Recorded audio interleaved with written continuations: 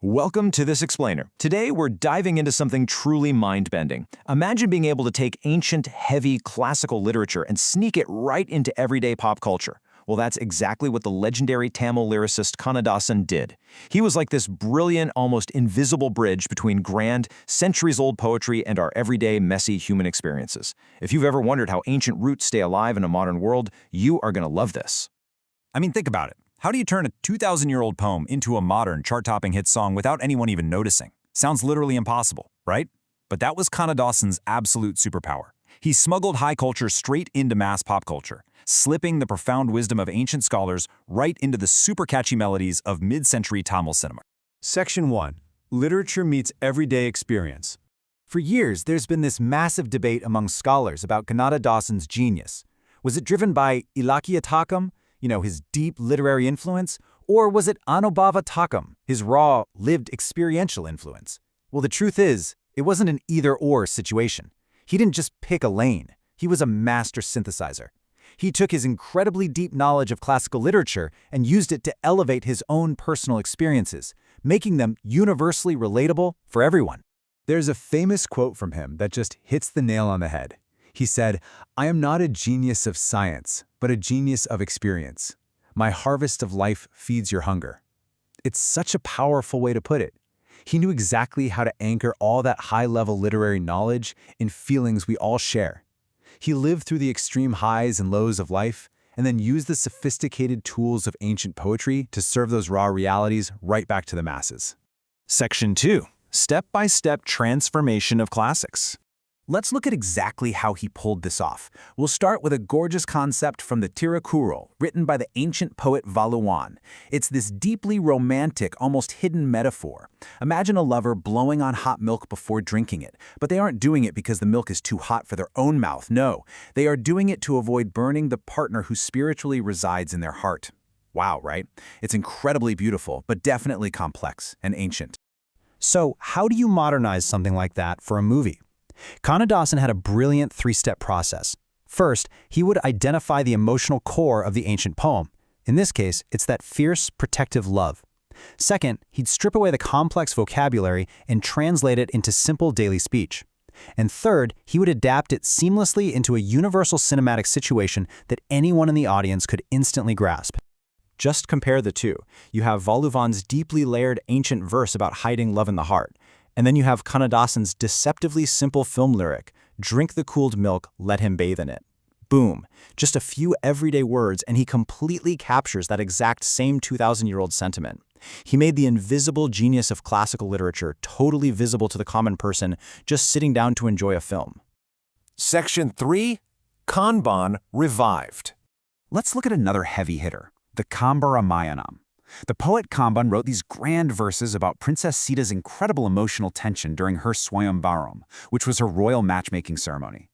Kamban paints this vivid picture of her internal turmoil, her deep shyness, and her agonizing anxiety, wondering whose garland will fall on her shoulder while secretly praying it's Rama's. It is epic, grand, royal poetry. And once again, Kannadasan works his magic. He extracts that exact feeling of high-stakes royal tension and maps it flawlessly onto a modern, everyday arranged marriage scene. He takes the grand anxiety of a princess and scales it down to the completely relatable anxiety of a regular woman meeting a prospective partner for the first time. And he does it using words that are rhythmic and totally accessible. So Kamban's epic royal poetry gets transformed into this brilliantly simple lyric. Desire on one side, shyness on one side, worry on one side. It sounds like a basic, incredibly catchy pop hook, right? But secretly, it is carrying the entire intellectual weight and structural depth of a classical masterpiece. Section 4. Comparison with contemporaries. Now, to really grasp how unique this was, we got to look at his peers in Tamil cinema. Take Bharathidasan, absolute literary giant, but notoriously rigid. He famously refused to alter even a single syllable of his poetry to fit a music director's tune.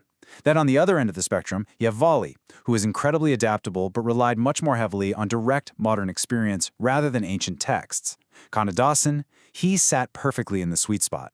He brought the heavy literary weight of someone like Bharathidasan, but he willingly and flexibly molded those ancient concepts to fit modern musical tunes. That flexibility was his absolute superpower. Section 5. deep wisdom in everyday feelings. And look, he wasn't just adapting literature like some dry academic exercise. He was pouring raw human emotion into it.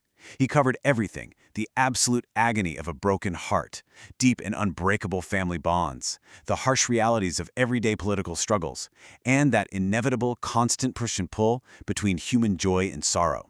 Because of this, even a commoner in a remote village who had never touched an ancient text felt intellectually understood and emotionally validated by his song. Just take this lyric, which became an unforgettable pop culture hook. O mind that knows how to remember, do you not know how to forget? Just let that sink in. It's so incredibly simple, yet it perfectly captures the profound sorrow and psychological reality of human heartbreak. He's literally elevating an everyday, universally painful feeling into high poetry. Section 6. Preserving Traditions for the Future. By doing all of this, by embedding ancient texts right into mass media, Kannadasan effectively turned ordinary packed cinema halls into grand literary classrooms. It's actually mind-blowing when you think about it. For young literature students today trying to deeply understand Tamil film lyrics, his work is the ultimate masterclass. It's the perfect blueprint for how to keep ancient roots alive, breathing, and relevant in modern media without ever alienating your audience. He single-handedly created what we can call a modern classical heritage. His lyrics are basically a brilliant, invisible time capsule. They are preserving ancient Tamil traditions, rare literary vocabulary, and centuries of wisdom, all wrapped up safely inside accessible, catchy melodies. He passed an entire rich culture down to future generations, and they didn't even realize they were sitting in a classroom. So, I'll leave you with this to chew on. Will the pop culture of our future manage to preserve our ancient traditions with this same kind of invisible brilliance? It's a massive challenge for today's artists, musicians, and writers, but Kannadasan proved it's completely possible. Thanks so much for joining me for this explainer. I really hope it changed how you look at the hidden depths of the media we consume every single day.